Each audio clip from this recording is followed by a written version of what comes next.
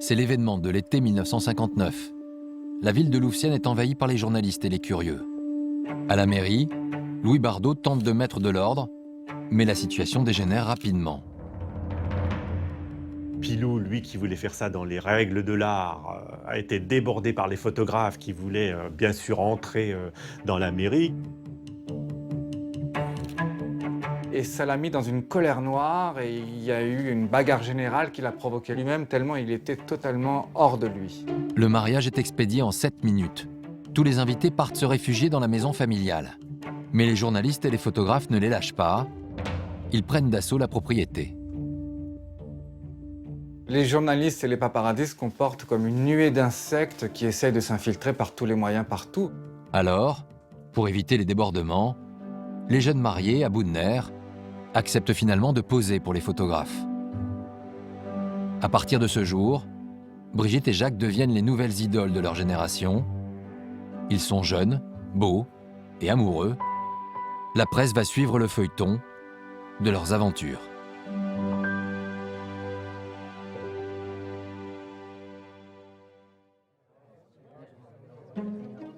En décembre 1959, Brigitte entame son 8e mois de grossesse. Une grossesse difficile qui l'oblige à rester alitée chez elle.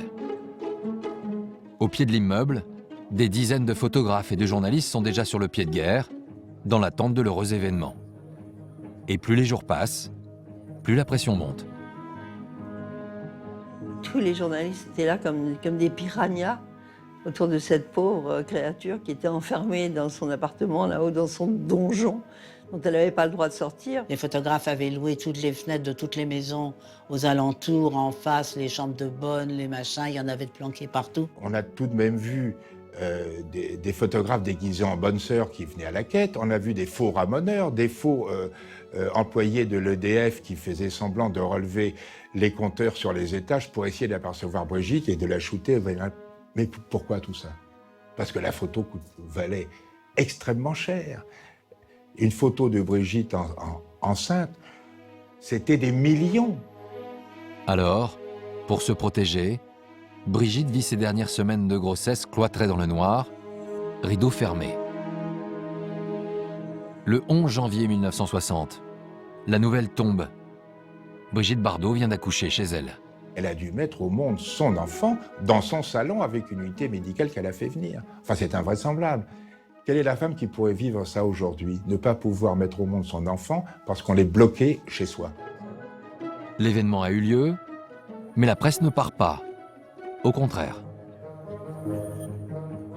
Les 180 envoyés spéciaux du monde entier sont toujours en bas. Ils veulent voir Brigitte avec son bébé ou au moins espérer une photo.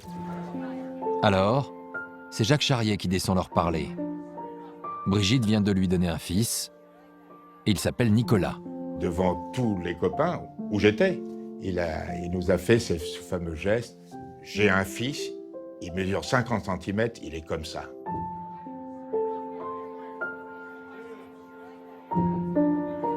On montait sur les tables, les chaises se renversaient, c'était un bordel invraisemblable. Ça hurlait, les flashs partaient dans tous les sens et Brigitte était là-haut avec son bébé. Et Jacques finit par accepter qu'une équipe de télévision monte dans la chambre pour filmer Brigitte et son enfant. La jeune maman fait bonne figure.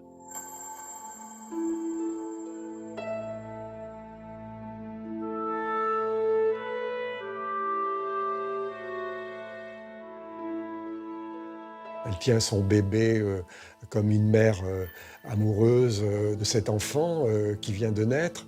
Et en réalité, elle était très malheureuse. Elle l'a rejeté, cet enfant. Elle n'en voulait pas. C'était pas de la faute ni de son mari, ni du pauvre bébé. Elle adorait son enfant, mais elle se sentait pas prête à être mère de famille. Les semaines suivantes, Brigitte ne parviendra pas à s'attacher à cet enfant. Alors c'est Jacques qui va s'en occuper.